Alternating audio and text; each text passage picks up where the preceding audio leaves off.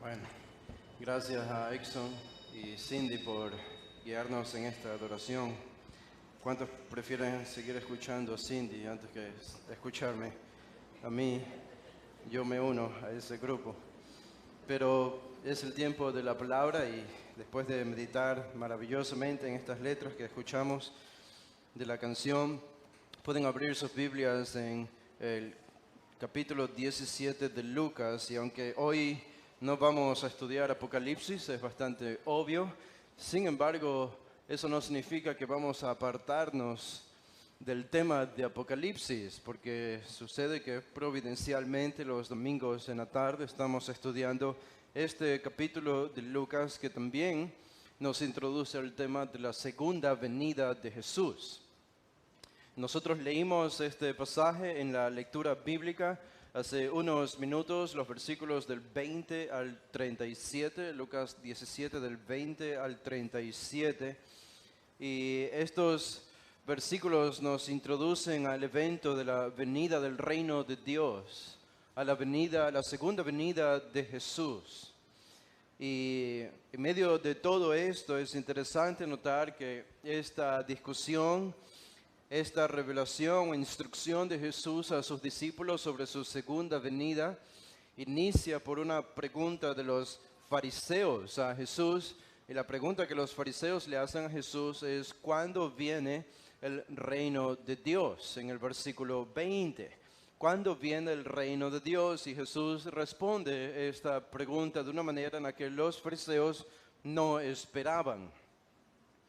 Y esto es lo que nos introduce, estos dos versículos, los versículos 20 y 21, nos introducen al tema del reino de Dios. Jesús no tuvo la necesidad de definir lo que es el reino de Dios. Juan el Bautista no tuvo la necesidad de definir lo que es el reino de Dios. Los discípulos, los apóstoles de Jesús, nunca tuvieron la necesidad de definir lo que es el reino de Dios, porque todos los judíos sabían lo que era el reino de Dios. Fariseos, no fariseos, el hecho de ser judío y tener el Antiguo Testamento te hacía conocer lo que era el reino de Dios.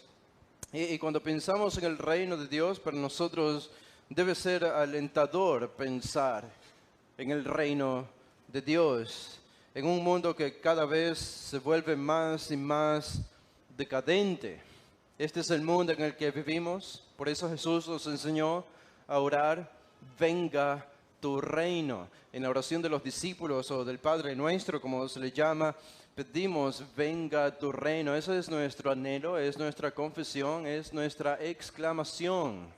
Y debería hacerlo: venga tu reino, porque hay un sentido, aunque Dios es soberano sobre todo, hay un sentido en que, aunque Él reina desde el cielo, siempre lo ha hecho, siempre lo hará. Hay un sentido en que Él no reina en este mundo, en el presente. Y eso debería ser bastante obvio para nosotros. La Biblia enseña esto y la experiencia lo confirma. Hace unos días Jessica me mostraba esta noticia acerca de el gobierno de los Estados Unidos con su presidente Joe Biden, que entre paréntesis es el peor presidente en la historia de Estados Unidos.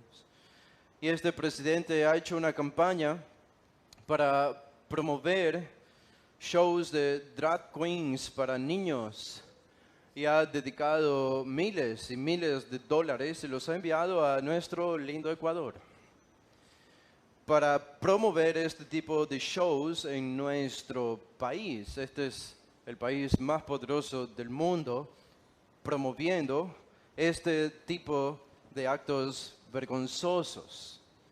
Cuando uno ve estas noticias, que son cosas que ya suceden en otros lugares, es bastante notorio para mí entender que Dios no reina en este mundo. Él está en control de todas las cosas, pero la Biblia dice que Satanás es el Dios de este siglo. La injusticia, por eso es rampante en nuestro mundo, porque Dios todavía no reina, sino Satanás es quien reina. ¿Se acuerdan cuando Satanás le ofreció, estaba tentando a Jesús en la tentación en Mateo 4 y Satanás le ofreció los reinos de este mundo a Jesús? Se los mostró y le dijo, todo esto te daré si postrado me adorares. Porque me ha sido dado, dice Satanás, me han sido dados estos reinos. Así que entendemos que quien lidera y quien gobierna los reinos de nuestro mundo es Satanás, en un sentido inmediato. Aunque Dios está por encima de esto, Satanás es el que gobierna nuestro mundo. Por eso Jesús dijo en Juan 18, cuando él estaba ante Pilato, mi reino no es de este mundo. Mi reino no es de este mundo, porque si mi reino fuese de este mundo, mis siervos lucharían para que yo no fuese entregado, pero mi reino no es de este mundo. Ese es el presente para nosotros. El reino de Dios todavía no se ha instalado en la tierra. Por eso en este tiempo, los criminales se pueden salir con la suya.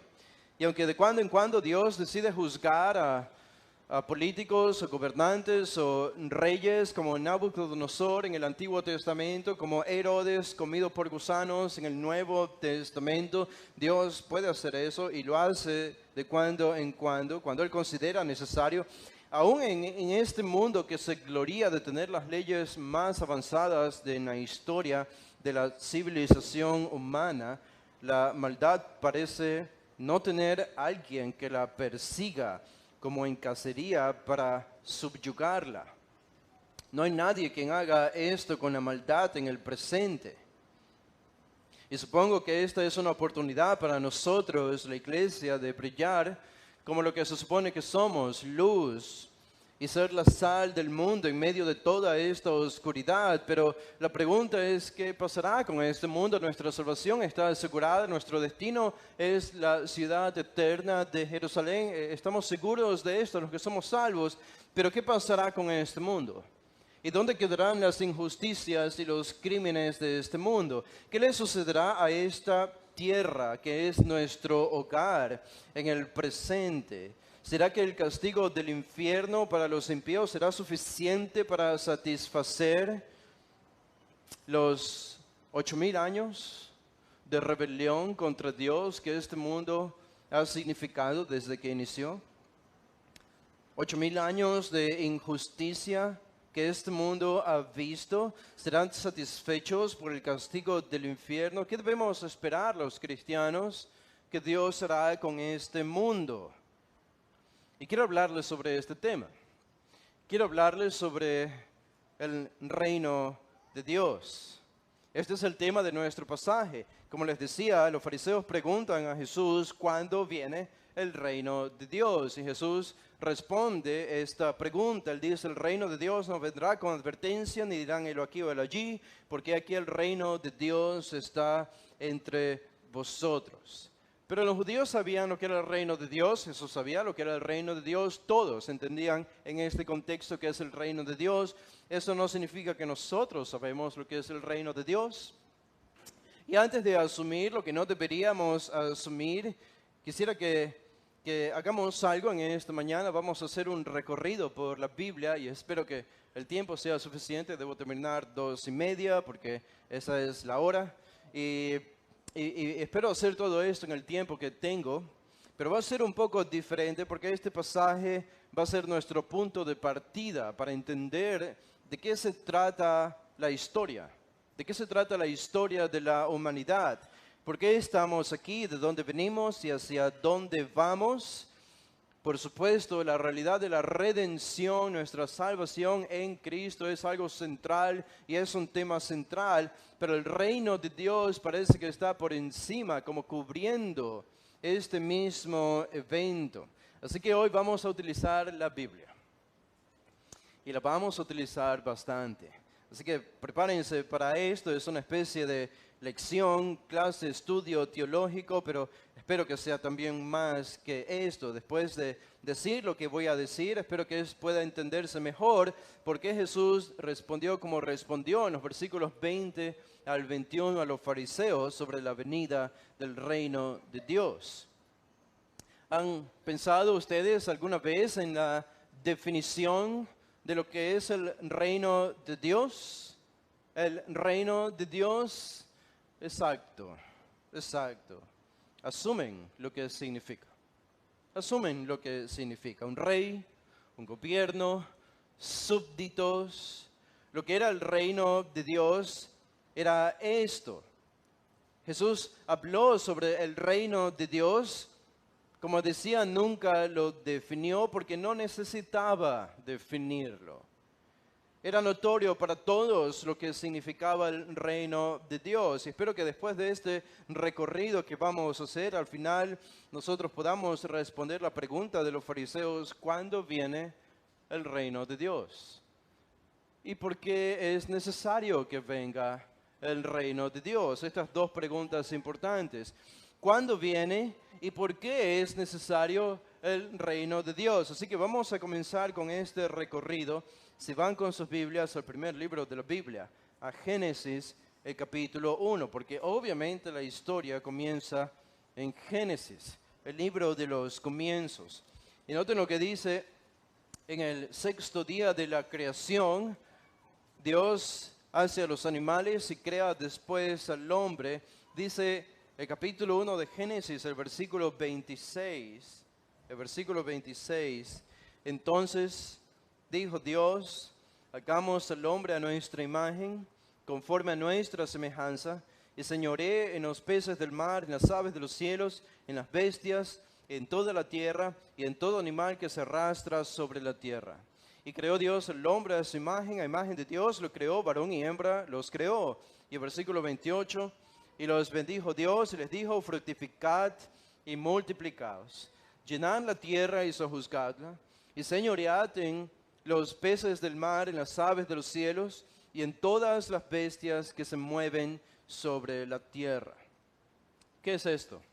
Esta es una orden de Dios para la primera pareja humana. Es el mandato de Dios para toda la humanidad. Y las palabras que aparecen en estos tres versículos son palabras que se utilizan para reyes, para reinar. Es claro en el versículo 26 que Dios le dice al hombre que él señoree en los peces del mar. Esa palabra señorear es reinar, es gobernar. Y que sojuzgue, dice el versículo 28, llenar la tierra y sojuzgadla y señoread en los peces del mar, en las aves de los cielos y en todas las bestias que se mueven sobre la tierra.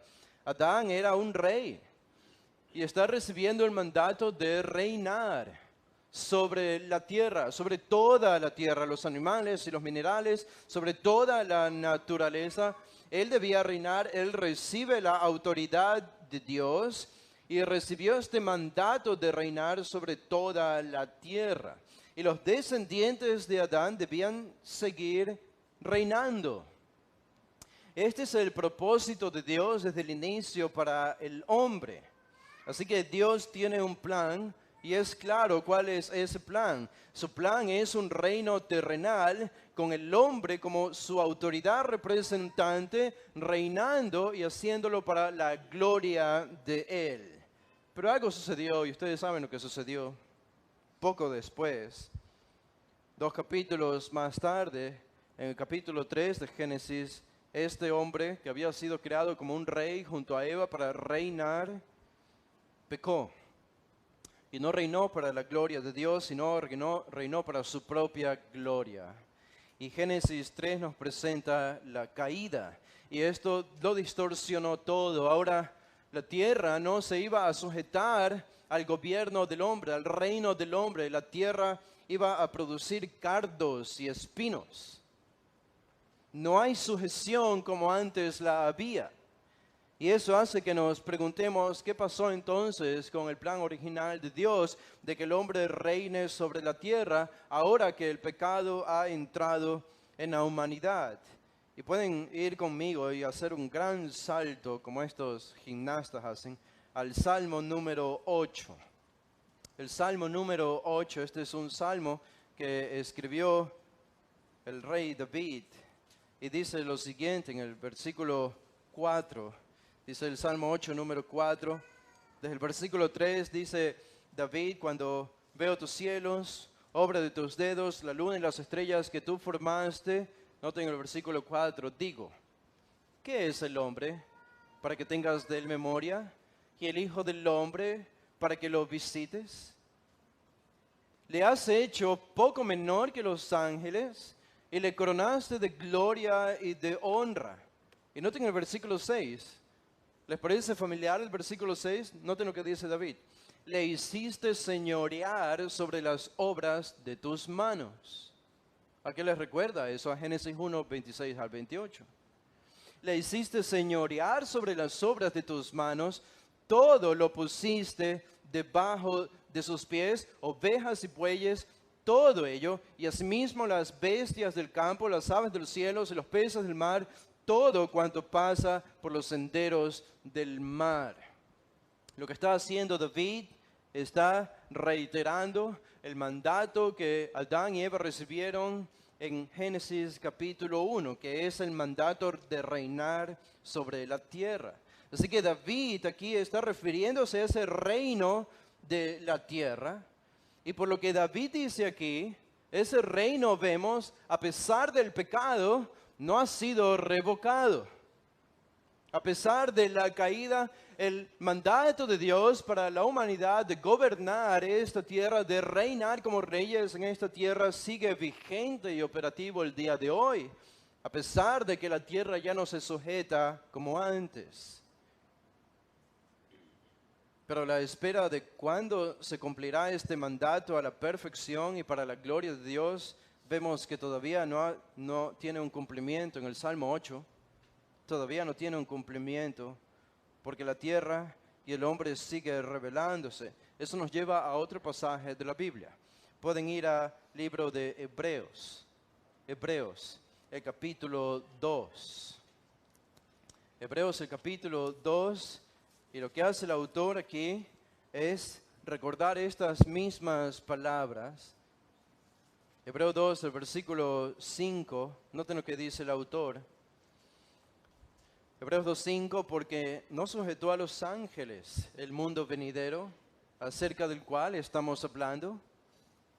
Es decir, los ángeles no van a reinar sobre el mundo venidero, es lo que dice el autor a los Hebreos. No son los ángeles, dice, pero alguien testificó en cierto lugar, diciendo, versículo 6, ¿qué es el hombre para que te acuerdes de él? ¿O el hijo del hombre para que le visites? Le hiciste un poco menor que los ángeles, le coronaste de gloria y de honra, y le pusiste sobre las obras de tus manos, todo lo sujetaste bajo sus pies. ¿Qué hace el autor de los Hebreos? Aquí está citando a David, el pasaje que acabamos de leer en el Salmo 8. Y él está diciendo aquí que el mundo venidero estará sujeto no a los ángeles, sino al hombre. El hombre va a reinar sobre el mundo venidero. Este es el destino del hombre, reinar sobre este mundo venidero. Por lo tanto, ahora entendemos algo. Este mundo presente no se sujeta al reino del hombre, pero un mundo venidero vendrá en el que se sujetará al hombre. Y el hombre podrá cumplir el mandato de Génesis 1, de reinar y sojuzgar sobre esta tierra.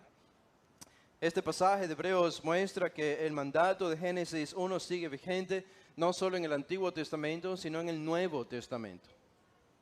Continúa operativo el día de hoy. Y ustedes pueden leer el versículo 8, noten lo que dice el versículo 8, la segunda parte, dice, todo lo sujetaste bajo sus pies, es una referencia al hombre, y dice, porque en cuanto le sujetó todas las cosas, nada dejó que no sea sujeto a él. Muy bien, entendemos esto. Animales, plantas, todo ha sido sujetado al hombre. Pero no vemos esto en la práctica. Y esto es lo que el autor dice al final. Dice, pero todavía no vemos que todas las cosas le sean sujetas. Notan cómo el autor a los hebreos está esperando el cumplimiento de este mandato y él mismo dice, pero vemos que no se cumple en la práctica, porque todavía hay pecado y la tierra todavía se rebela contra el hombre. Por eso en el Salmo 110, 1 y 2 dice, Jehová dijo a mi Señor, ustedes se acuerdan de este pasaje, siéntate a mi diestra hasta que ponga a tus enemigos por estrado de tus pies. Jehová enviará desde Sión la vara de tu poder, domina en medio de tus enemigos. Vendrá un tiempo cuando la tierra se sujetará al gobierno del hombre. Pero el autor de los Hebreos dice, todavía no. Todavía no vemos que esto suceda. Así que el reino de los hombres va a tomar lugar en la era venidera. Todavía no en el presente, es obvio que todavía no, pero en la era venidera. ¿Cuándo y cómo? ¿Cuándo y cómo? Bueno, eso nos lleva al cuarto pasaje que está en 1 Corintios, el capítulo 15. Vayan a la primera carta de Pablo, el capítulo 15. En el tema, cuando él discute aquí sobre la resurrección de los muertos, habla acerca del tiempo del fin. Y observen lo que dice Pablo en el versículo 24. 1 Corintios 15, versículo 24. Leo desde el 23, dice, pero cada uno en su debido orden, hablando de la resurrección, Cristo las primicias, luego los que son de Cristo en su venida. Y noten el versículo 24, luego el fin. Ahora esto obviamente es acerca del fin, el fin de los tiempos. Dice, luego el fin, cuando entregue el reino al Dios y Padre. ¿Cuándo? ¿Cuándo Cristo entregará el reino a su Padre? Dice, cuando haya suprimido todo dominio, toda autoridad y potencia.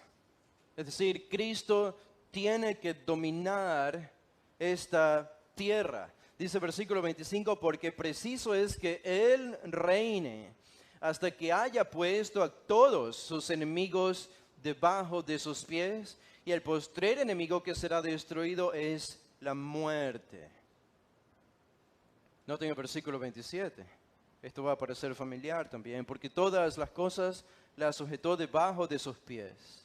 Y cuando dice que todas las cosas han sido sujetadas a Él, claramente se exceptúa a aquel que sujetó a Él todas las cosas. Pero luego que todas las cosas le estén sujetas, entonces también el Hijo mismo se sujetará al que le sujetó a Él todas las cosas, para que Dios sea todo en todos. Claramente, el versículo 27 es una confirmación del mandato del reino del hombre sobre la tierra. Es una referencia al Salmo 8.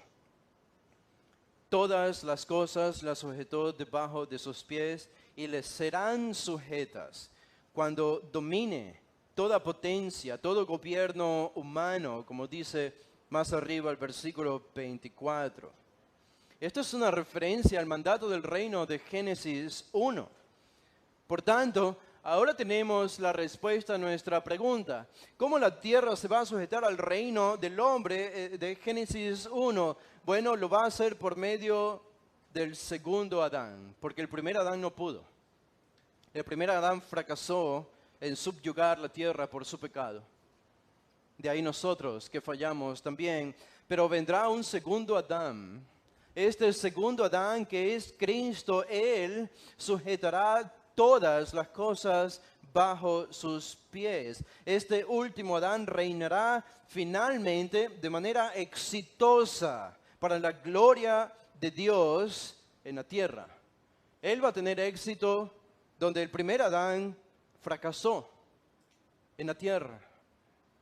Este es el reino que Él vendrá a inaugurar. Por eso el versículo 28 dice, luego, ¿notan esa palabra? Pero luego, esto es importante, pero luego que todas las cosas le estén sujetas. Hay un reinado antes de la eternidad, es decir, antes de que vayamos al cielo, antes del estado eterno, hay un reinado previo. Y es un reinado humano. Solo que el que va a reinar es este Cristo, que es hombre, el segundo Adán. Qué interesante. Así que cuando nosotros pensamos en la historia de la Biblia, estamos pensando en esta historia. Esta es la historia del reino. Es el reino perdido, pero que será recuperado. Y finalmente Cristo, como el Dios hombre, subyugará toda potencia y todo dominio y reinará cumpliendo Génesis 1. Él será el que cumple el mandato del reino de Génesis 1 y nosotros por medio de Él. ¿Cuándo y dónde? Aquí en la tierra durante el reino de 1000 años. Ahora, este es el reino terrenal que está en proceso de ser recuperado con la segunda venida de Cristo. Este es el reino de Dios. Este es el reino de Dios. ¿Y qué papel juega Israel en todo esto?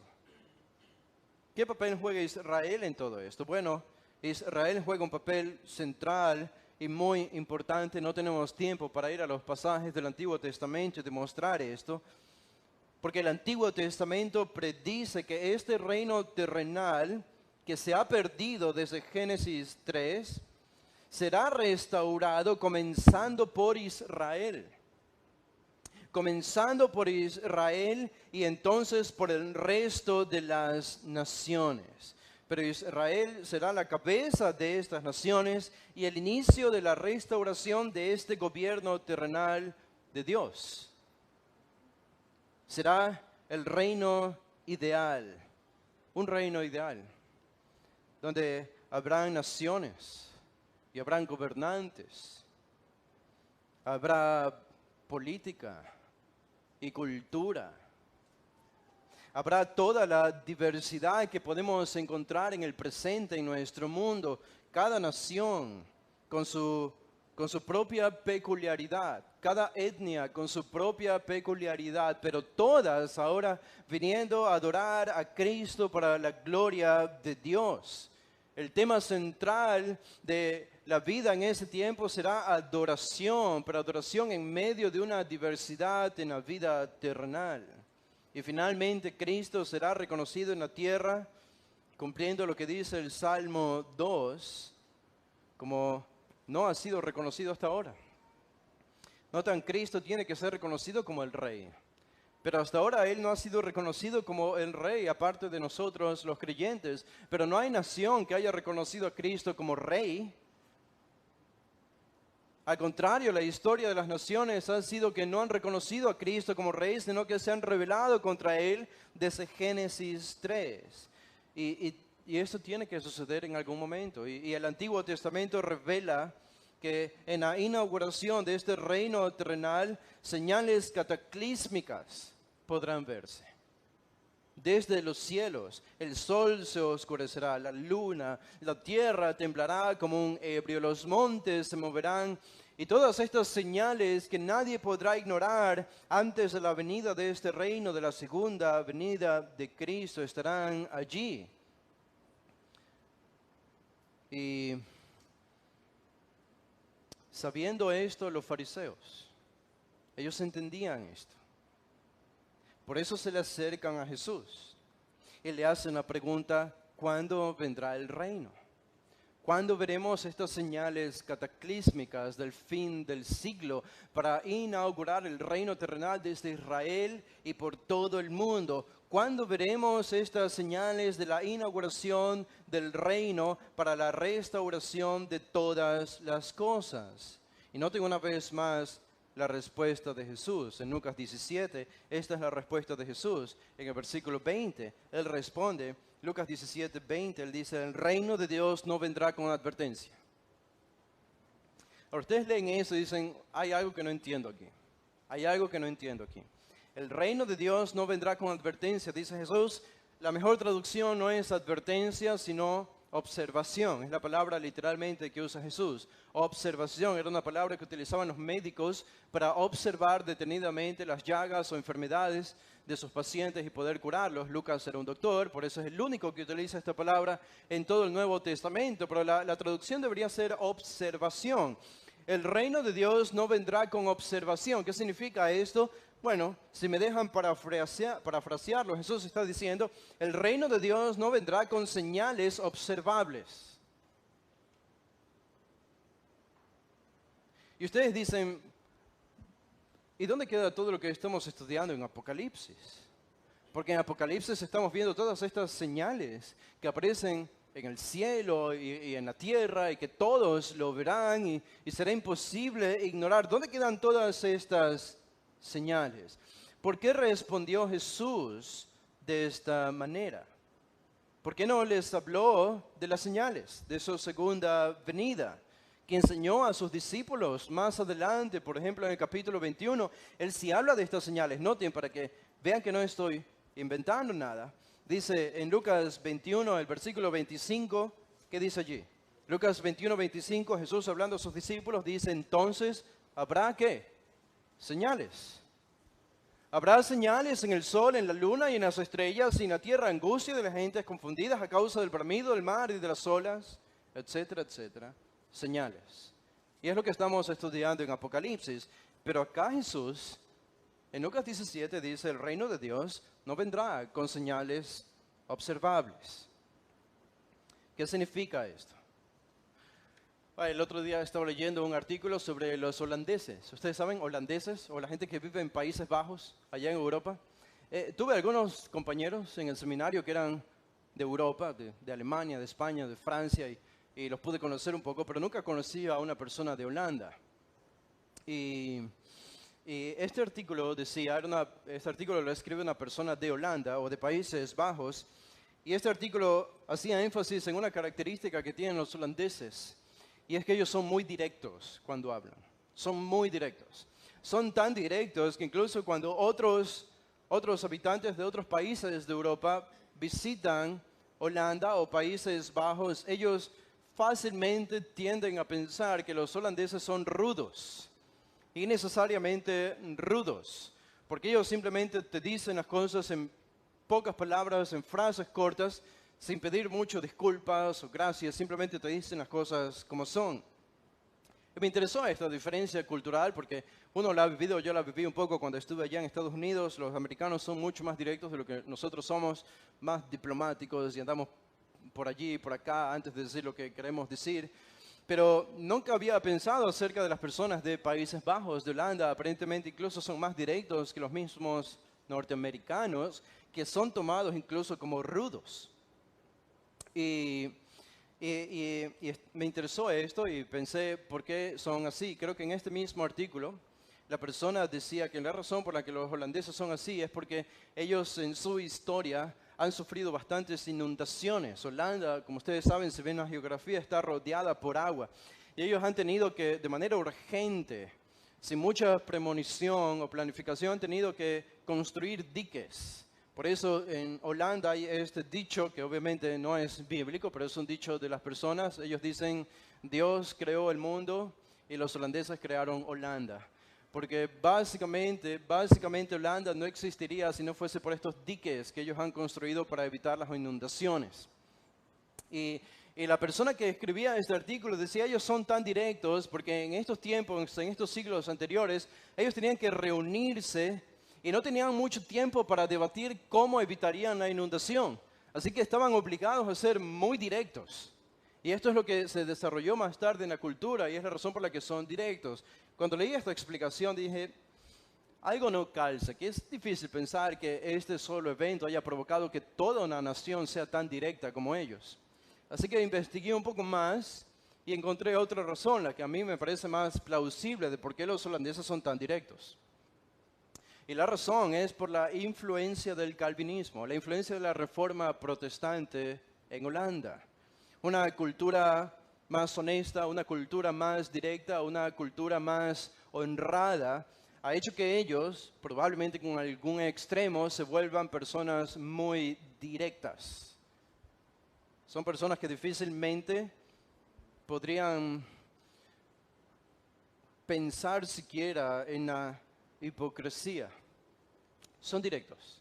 Y saben, cuando estaba leyendo esto, pensé, cuando la Biblia fue revelada, si esto viene por la influencia de la iglesia reformada, y la iglesia reformada viene por un movimiento de Dios, por la revelación de la Escritura, no puedo dejar de pensar que esta es la misma naturaleza de Dios. Cuando Dios habla, Él es directo. Él es directo. No nos dice una cosa para que nosotros pensemos y lo interpretemos de manera diferente. Lo que dice es lo que dice. Lo que ustedes leen en la Biblia, eso es lo que Él está diciendo. A veces el Señor utiliza alguna figura de lenguaje, algún símbolo, claro que sí, pero lo que dice, lo dice de manera directa. Y creo que eso es importante cuando nosotros estudiamos este tema del reino de Dios, por lo que voy a decir a continuación. Porque lo que dice Jesús aquí es algo muy directo, pero no es algo misterioso, no es un acertijo. Él dice, el reino de Dios no vendrá con señales observables. ¿Qué significa esto? Esto significa que Él no está hablando de su segunda venida, que vendrá con señales observables. Esto significa que Él está hablando de su primera venida, que no vino con señales observables.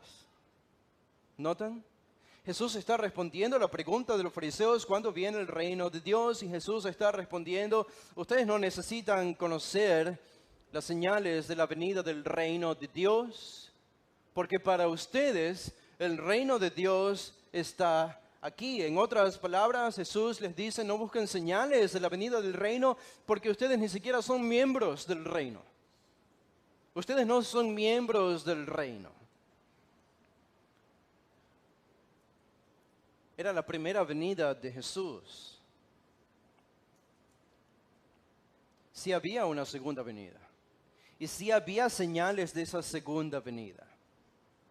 Pero ya que ustedes no quieren pertenecer al reino, siendo que no creen en mí, lo único que necesitan saber ahora es que este reino está delante de ustedes con mi presencia.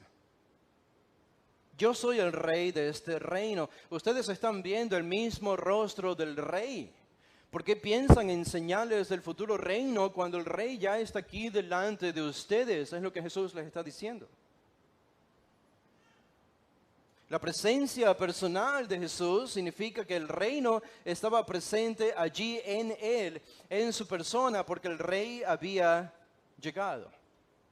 Y ellos debieron reconocerlo, pero no lo hicieron. Por eso decía la semana pasada, a veces uno dice este refrán, no hay preguntas tontas, sino tontos que no preguntan. Pero a veces uno puede decir, a modo de excepción, a veces hay tontos que preguntan tonterías. Y creo que este es el caso de los fariseos, porque en verdad es absurdo preguntarle al rey cuándo vendrá el rey. Ellos le están preguntando al rey, ¿cuándo vendrá el rey? ¿Y cómo sabemos cuándo vendrá el rey? ¿Qué señales habrá de la venida del rey? Pero le están preguntando al rey frente a sus narices. Esto es absurdo, esto solo puede hacerlo la ceguera espiritual. Y por eso Jesús responde como responde. El reino de Dios no viene con señales observables. Noten el versículo 21. Ni dirán, helo aquí o helo allí, porque he aquí el reino de Dios está entre ustedes. Noten, esta es la respuesta de Jesús. El reino de Dios ya está aquí entre ustedes. ¿Por qué Jesús habría respondido esto? Porque Él pudo hablar de las señales de su segunda venida. Pero ellos necesitaban entender que Él era el rey, a diferencia de los discípulos que ya lo creían. Para ellos no había una segunda venida, solo una. Y es la que debían reconocer. Primero debían reconocerle a Él. Por eso Jesús les dice, he aquí el reino de Dios está entre ustedes. Observen lo que voy a decir y vamos a probar lo que voy a decir a continuación. Les advertí que íbamos a usar la Biblia el día de hoy. Aquí hay algo interesante, porque cuando nosotros leemos a Lucas 21, dice el versículo 30, Lucas 21:30 dice, Jesús hablando de su segunda venida, Él dice, cuando ya brotan estas cosas de la higuera, hablando de las señales, viéndolo dice, saben por ustedes mismos que el verano está ya cerca. Dice, así también ustedes, cuando vean que suceden estas cosas, sepan que está cerca el reino de Dios en el tiempo del fin. ¿No les parece familiar esta frase, el reino de Dios está cerca o el reino de Dios se ha acercado? Este fue el mensaje de Jesús al iniciar su ministerio. Arrepentíos porque el reino de los cielos se ha acercado.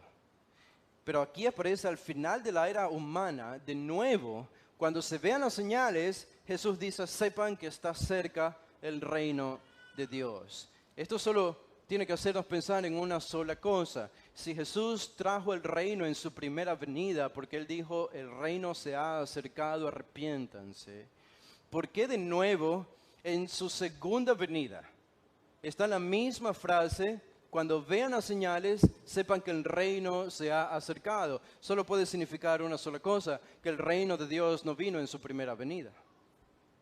Que el reino de Dios no se materializó, no fue inaugurado en su primera venida, a pesar de que Jesús dijo el reino de Dios se ha acercado.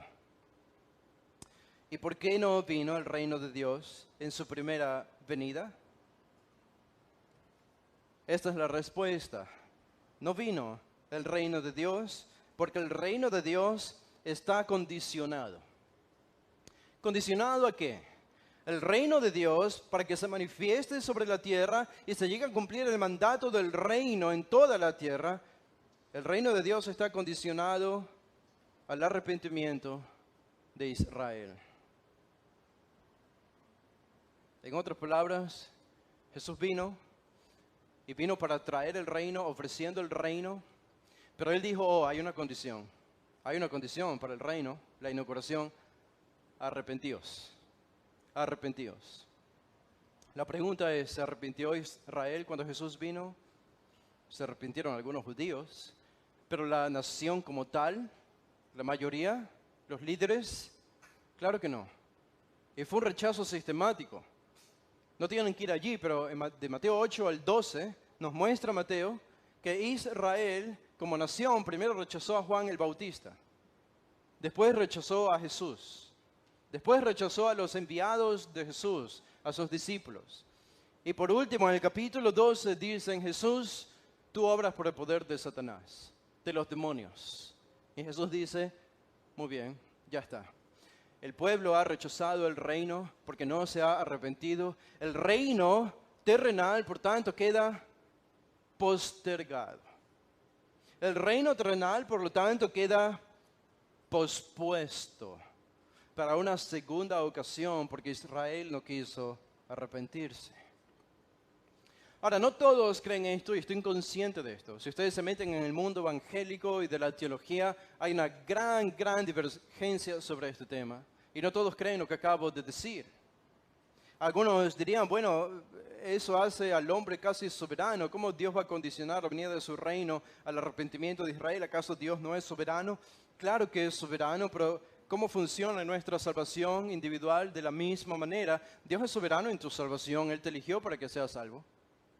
Pero ¿cuándo fuiste salvo en la práctica? Cuando te arrepentiste. En tu arrepentimiento. Así que no hay una contradicción contra la soberanía de Dios aquí. Él ha determinado que sea por medio del arrepentimiento de Israel que su reino terrenal vaya a ser inaugurado.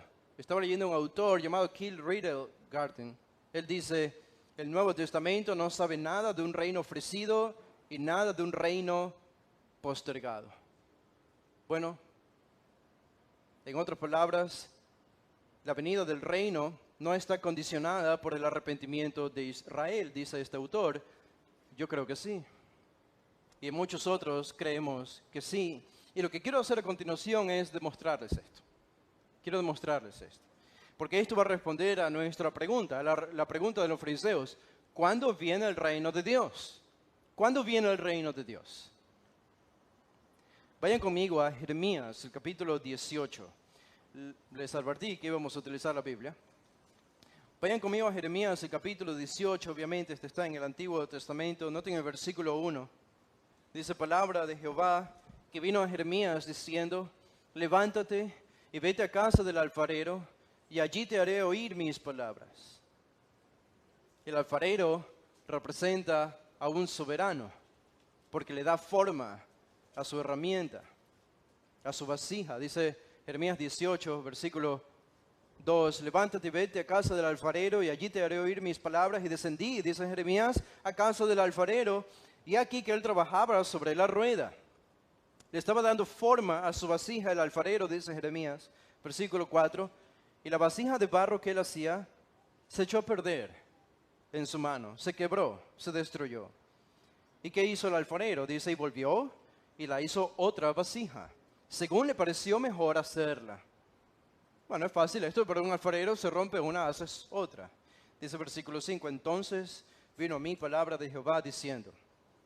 Noten, estas son las palabras de Dios en el versículo 6. ¿No podré yo hacer de vosotros como este alfarero, casa de Israel? Dice Jehová.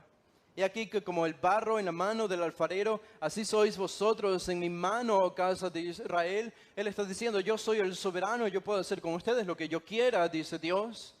En un instante, dice versículo 7, en un instante hablaré contra pueblos y contra reinos para arrancar y derribar y destruir. Pero si esos pueblos se convirtieren de su maldad, contra la cual hablé, yo me arrepentiré del mal que había pensado hacerles y en un instante hablaré de la gente del reino para edificar y para plantar. Noten qué importante es esto, el versículo 8. ¿Notan la condición allí?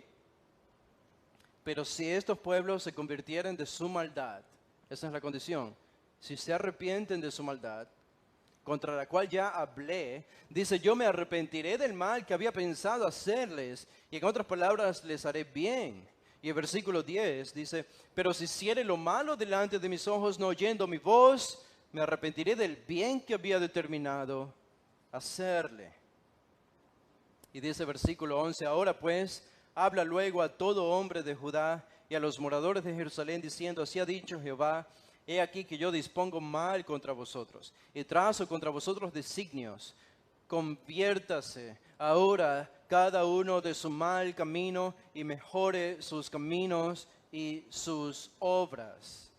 Esta es la condición. Si las naciones se arrepienten, si Israel se arrepienten, Dios les hará bien. Si no se arrepienten, juicio vendrá sobre ellas. ¿Se acuerdan de Nínive? Cuando Dios envió a Jonás a predicar a Nínive, ¿qué había dicho Dios de Nínive? Destruiré esta ciudad por su pecado. Destruiré esta ciudad. Y cuando Jonás predicó, el misionero que no quería ser misionero, predicó a Nínive. Nínive se arrepintió. ¿Y qué dijo Dios? Se arrepintió del mal que iba a hacerles. Y les perdonó la vida. Ahí hay un ejemplo de condición. Dios bendice a una nación y trae sus promesas si esta nación se arrepiente. Vayan conmigo rápidamente a Jeremías el capítulo 4. El tiempo ya se nos está acabando. Es fascinante cómo pasa el tiempo. Debemos estar cerca del fin de los tiempos, justamente solo por esa realidad. Jeremías 4, versículo 1 dice, si te volvieres, oh Israel, dice Jehová, vuélvete a mí. Y si quitares de delante de mí tus abominaciones y no anduvieres de acá para allá y jurares, vive Jehová en verdad, en juicio y en justicia, entonces las naciones serán benditas en él y en él se gloriarán. Otra vez la condición. Si Israel se arrepiente, hay bendición.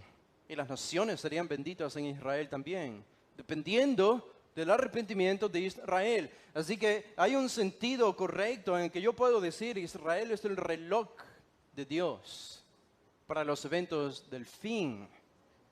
No tanto con las circunstancias políticas o militares que hoy puede experimentar Israel, sino por este evento, el evento del arrepentimiento de Israel.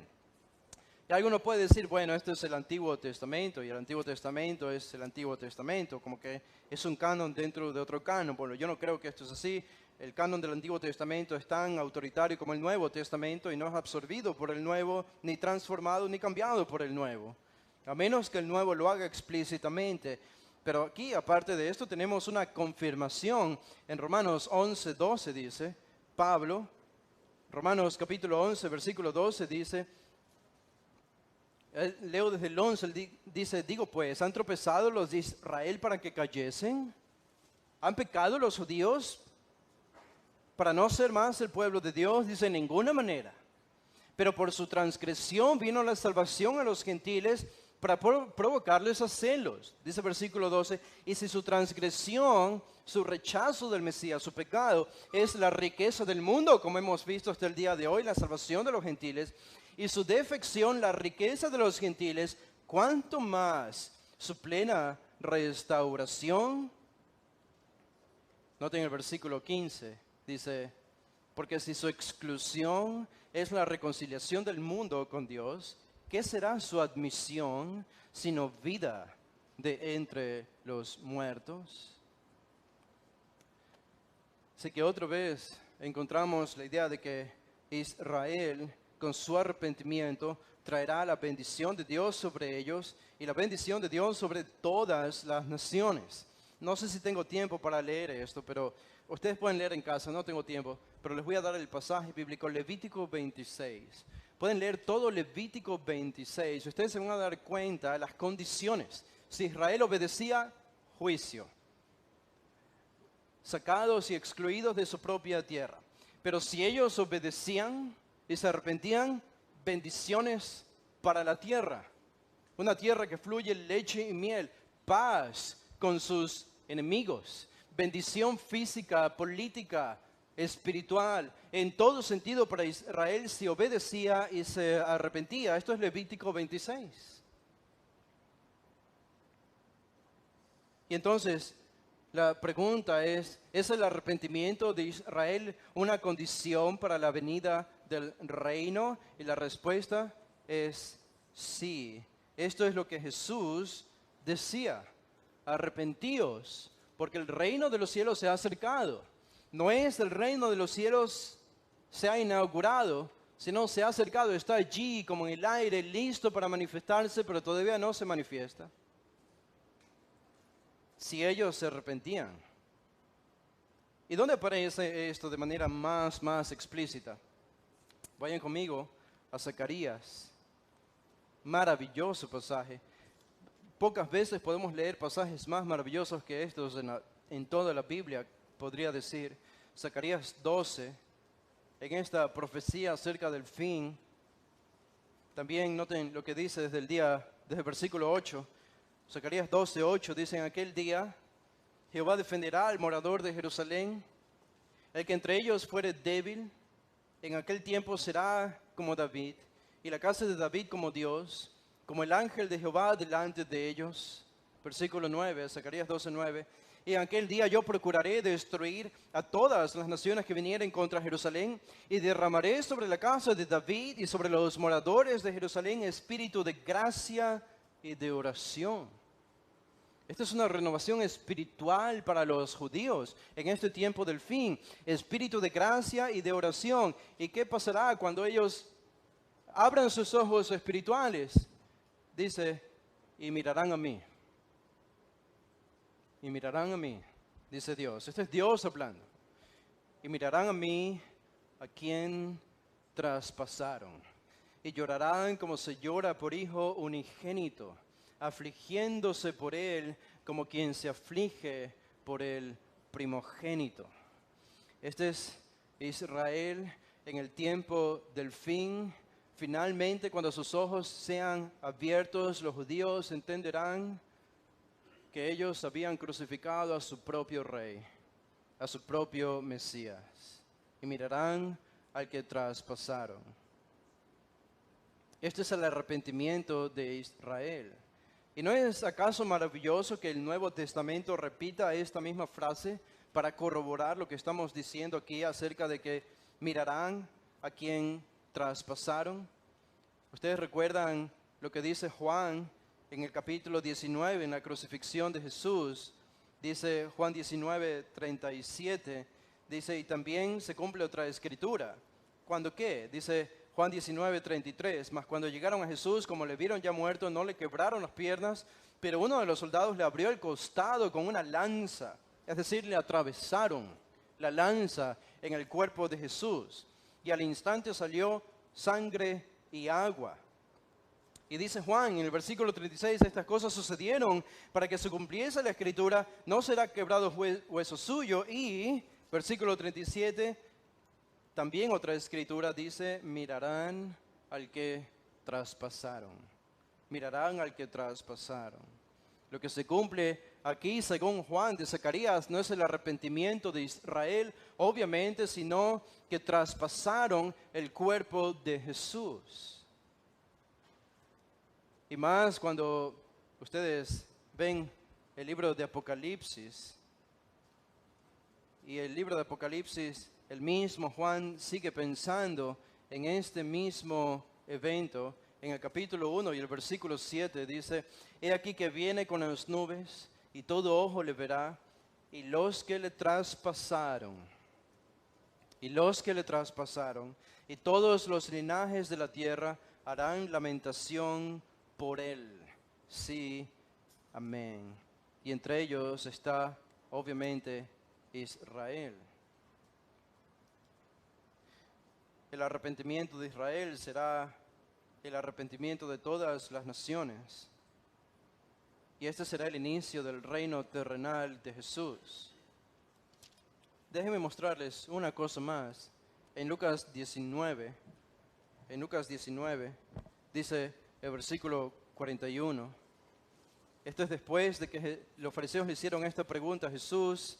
2 capítulos después, Jesús ya llegó cerca de la ciudad de Jerusalén. Él ya sabía que Israel había rechazado como su rey, por lo tanto él no podría inaugurar su reino, el reino quedaba postergado. Y dice, cuando llegó cerca de la ciudad, Lucas 19, 41, al verla, lloró sobre ella, diciendo: oh, si también tú conocieses, a lo menos en este tu día, lo que es para tu paz. ¿Notan eso? La paz de Israel pudo haber llegado en ese mismo día.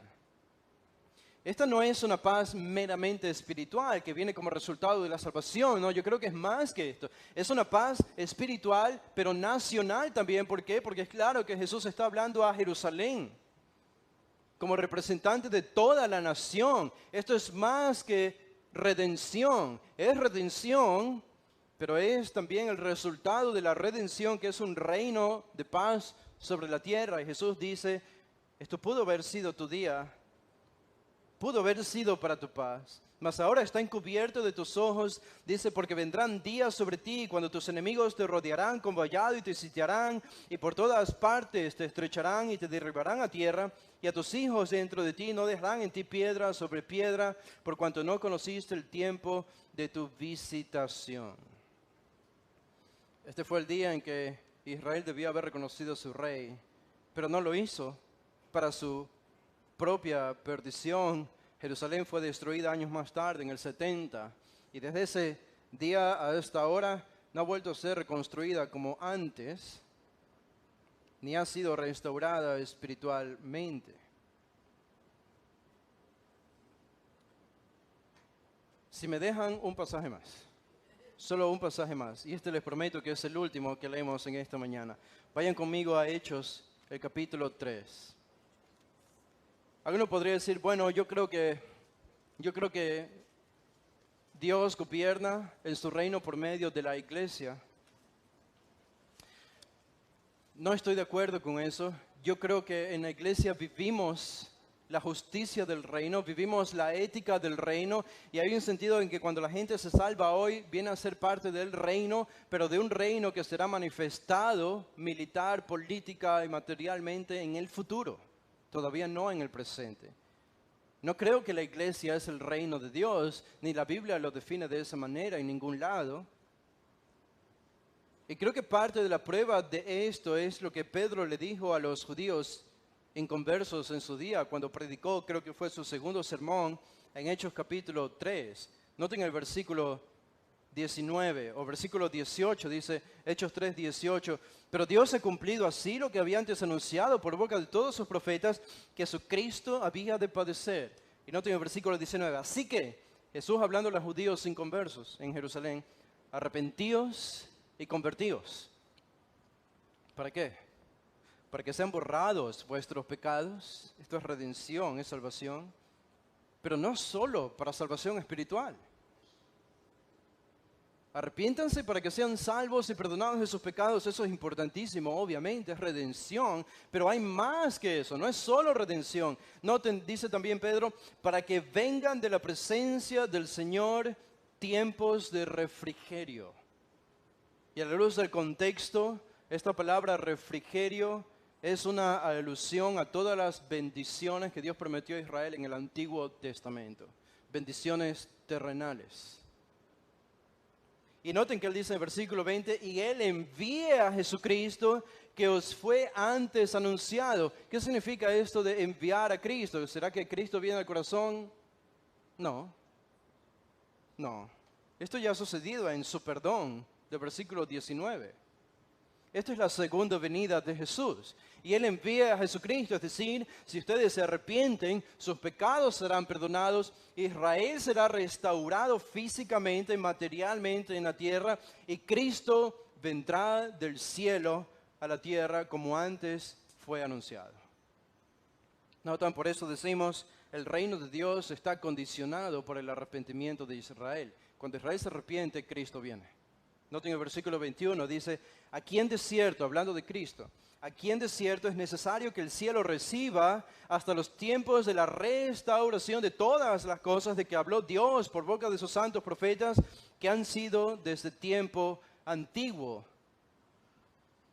Esta es la restauración de todas las cosas. Se espera todavía por este tiempo cuando Cristo venga y cuando viene, cuando Israel se arrepiente. ¿Y nosotros? ¿Y nosotros? Hoy los que conformamos la iglesia, ¿qué sucede con nosotros? En todo este plan del reino de Dios, el reino que hoy está suspendido temporalmente, que manifiesta su ética y su justicia por medio de la iglesia, pero que no es el reino de Dios. ¿Qué pasará con nosotros en el advenimiento de este reino de Dios? Bueno, les digo aquí lo que pasará con nosotros cuando se escribe a la iglesia. En Apocalipsis dice, Apocalipsis 2, 26, al que venciere y guardare mis obras hasta el fin, yo le daré autoridad sobre las naciones. Y las regirá con vara de hierro y serán quebrantadas como vaso de alfarero, como yo también lo he recibido de mi Padre. Y entonces el mandato de Génesis se cumplirá. Y gobernaremos y reinaremos, como Adán debió hacerlo en Génesis, pero fracasó. Ahora nosotros lo haremos porque estaremos en el segundo Adán aquí en la tierra. Dice el capítulo 3, versículo 20 de Apocalipsis también. He aquí yo estoy a la puerta y llamo. Si alguno oye mi voz y abre la puerta, entraré a él y cenaré con él y él conmigo. Al que venciere, le daré que se siente conmigo en mi trono, así como yo he vencido y me he sentado con mi Padre en su trono. Y el capítulo 5 y el versículo 10 dice, y nos has hecho para nuestro Dios reyes y sacerdotes y reinaremos sobre la tierra. Este es el reino recuperado. Y esta es nuestra postura, es nuestra posición, es decir, nosotros estaremos allí en la posición de reyes, gobernando este planeta para la gloria de Dios. ¿Es para todos esta promesa? No. ¿Es para todos esta promesa? No. No es para todos. Es para los que esperan la segunda venida. ¿Qué nos impide pensar tanto en la segunda venida de Cristo, sino lo que Jesús dice en el mismo contexto de Lucas 17? Los afanes de este mundo, como vivía la gente en los tiempos de Lot y en los tiempos de Noé, haciendo negocios, esto y lo otro, y cosas humanas. Pero el reino les sorprenderá a ellos, porque vendrá de súbito y no tendrán tiempo para arrepentirse. Pero nosotros, los que esperamos la segunda venida, este es el reino que nosotros anhelamos y oramos para que se manifieste. Padre, te damos gracias por este tiempo, Señor. Gracias por tu palabra, porque podemos dedicarle todo este tiempo a escudriñarla. Y aún así, Señor, hay tantos pasajes que no podemos cubrir. Decenas y decenas de textos que hablan sobre la venida de este reino y lo que este reino es. Como dice Pablo en Corintios, el reino no es comida ni bebida, sino justicia, paz. Este debe ser el enfoque presente de los cristianos. Pero este reino materialmente sí se materializará en el futuro y se inaugurará. Y si algo nos debe mover esto, Señor, es orar y anhelar la restauración de Israel. Y ser nosotros, así como nosotros somos misioneros a cualquier persona a nuestro alrededor, pensar también en ser misioneros por la salvación de los judíos, que no creen en ti, que te rechazan y que se llenan de justificaciones racionales y religiosas para no creer en su Mesías. Qué privilegio saber que esta es nuestra posición a pesar de lo que hemos sido y lo que hemos hecho contra ti. El Cristo crucificado y traspasado será vuelto a ver y será contemplado en su segunda venida. Y entonces lo que le traspasaron se lamentarán. Y cuánto anhelamos, Señor, este día, que tu gloria sea manifestada. Oramos, Señor, en el nombre de Jesús. Amén. Pueden pararse, hermanos, vamos a hacer una oración para despedirnos. No olviden hoy a las 5 de la tarde nuestro culto vespertino. Padre, te damos gracias, Señor, por este tiempo, por la comunión, tu palabra, la adoración, la música y todo lo que nos permite elevar nuestros corazones a ti. Ahora que nos despedimos y tenemos un tiempo de comunión, también llénanos de tu bendición, que tu palabra esté guardada en nuestro corazón. Nos encomendamos, Señor, en tus manos, en el nombre de Jesús. Amén.